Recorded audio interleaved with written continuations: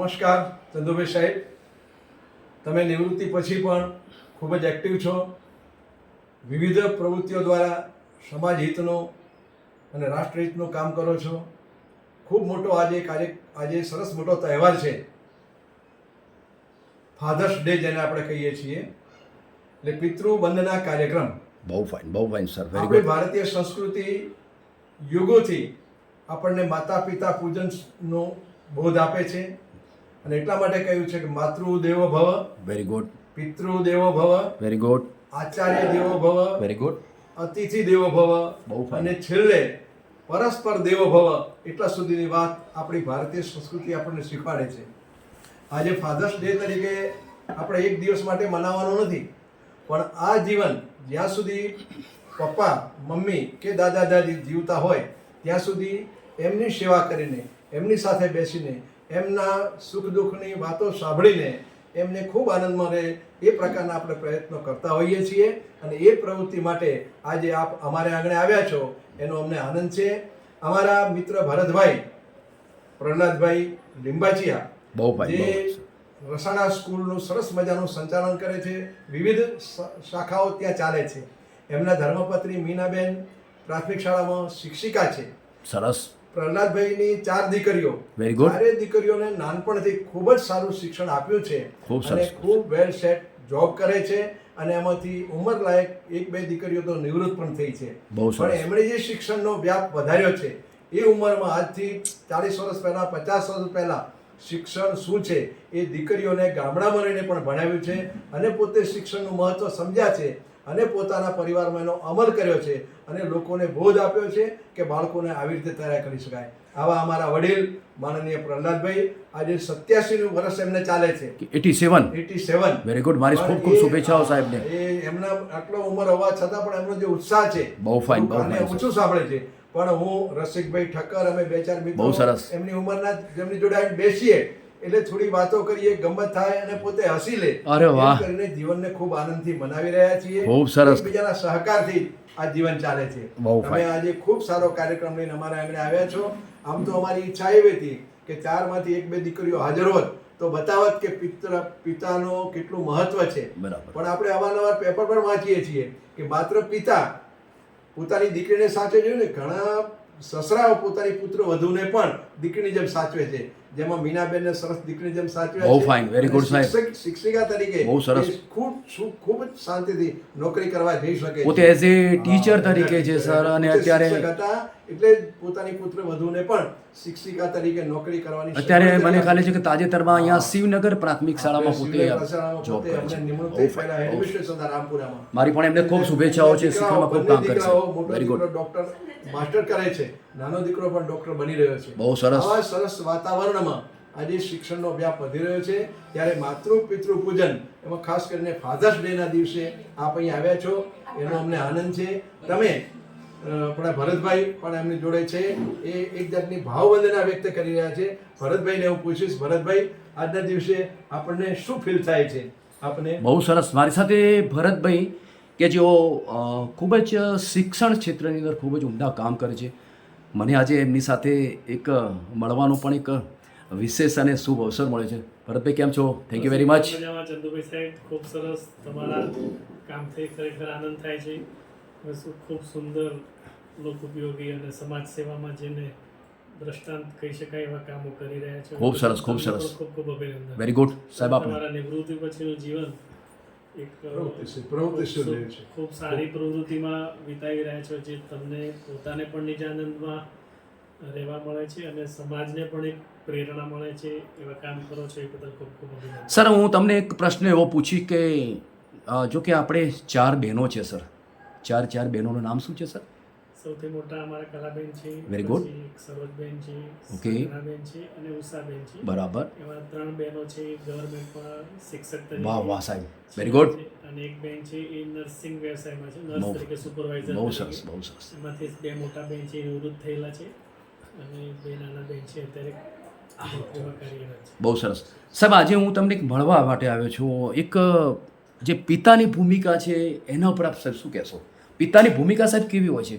પપ્પાની ભૂમિકા, આમ એવું કહેવામાં આવે છે કે પપ્પાની ભૂમિકા દરવાજા પાછળની ભૂમિકા હોય છે સાહેબ. મમ્મી આગળ હોય છે પણ પપ્પાની ભૂમિકા બહુ શાંત હોય છે સાહેબ, એના વિશે આપ શું કહેશો સાહેબ? મારે પોતાને પણ 2 દીકરા છે એટલે પિતાના જગ્યા ઉપર જો વાત કરું ને ઓહો, તો પિતાની ભૂમિકા બાળક માટે જીવનમાં સૌથી બહુ મહત્વની ભૂમિકા છે. વેરી ગુડ તો સર. ચાલે, કારણ કે એના દરેક ક્ષેત્રમાં, એના દરેક નિર્ણયોમાં, વેરી ગુડ.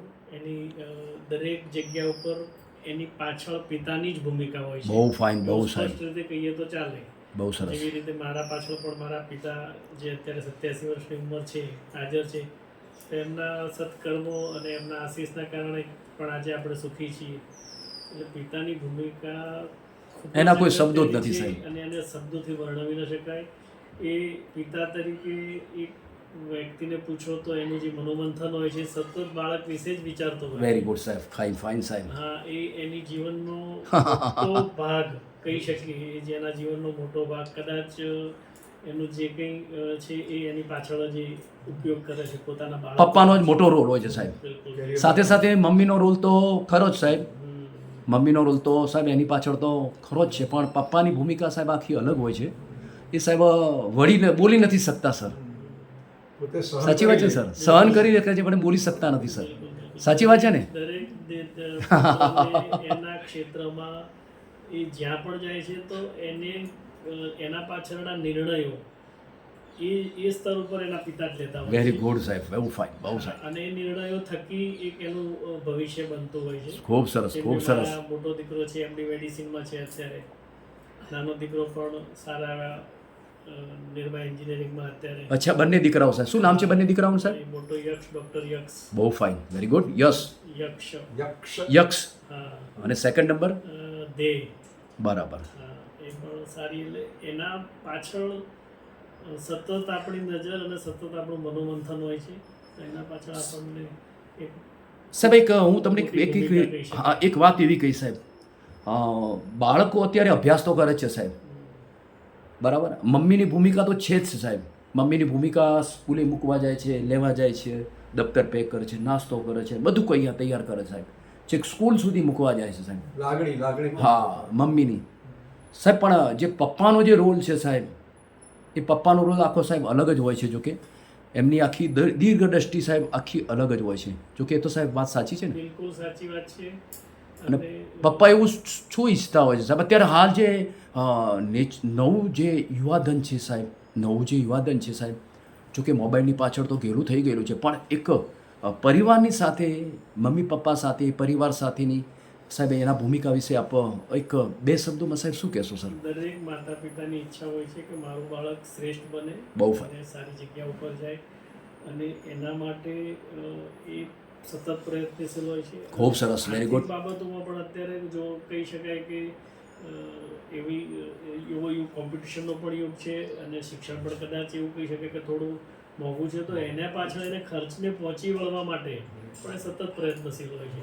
બહુ સરસ, અને બહુ સરસ. પોતાના જીવનની કમાણીનો કદાચ એવું કહી શકાય કે મોટો ભાગ. 75% ભાગ એ બાળકોના શિક્ષણ પાછળ અને એના વિકાસ પાછળ જ ઉપયોગ કરતો હોય છે. સરસ. આપે ખૂબ સરસ વાત. ફાધર્સ ડે એટલે પિતાનો દિવસ છે આજના તબક્કે સાહેબ. ભરતભાઈ આપે ખૂબ જ સરસ મજાની વાત કરી. બાળકોને આપે ખૂબ જ શિક્ષણ પણ આપ્યું છે, એની સાથે તમે એક સરસ મજાનો સમાજને એક શુભ સંદેશો પણ પાઠવ્યો છે. મારી સાથે નાથાભાઈએ પણ સંદેશો સરસ પાઠવ્યો છે. મારી સાથે અહીંયા સર પણ જોડાયેલા છે, રસિકભાઈ ઠક્કર. પોતે મને એમ કહેતા અખાણીને રસિકભાઈ અખાણી. અંકલ કેવું લાગ્યું? આપનું નામ શું છે? હા, આપનું નામ સર? તમારું નામ? મારું નામ રસિકભાઈ ઠક્કર. ઉંમર કેટલી સર? ઉંમર 77. 77. હા, વેરી ગુડ, વેરી ગુડ. સરસ સરસ સાહેબ. આજે મને પણ તમને મળવાનો બહુ શુભ અવસર મળ્યો સાહેબ. આપનું સ્વાસ્થ્ય ખૂબ જ સુંદર રહે. Wish you all the best luck.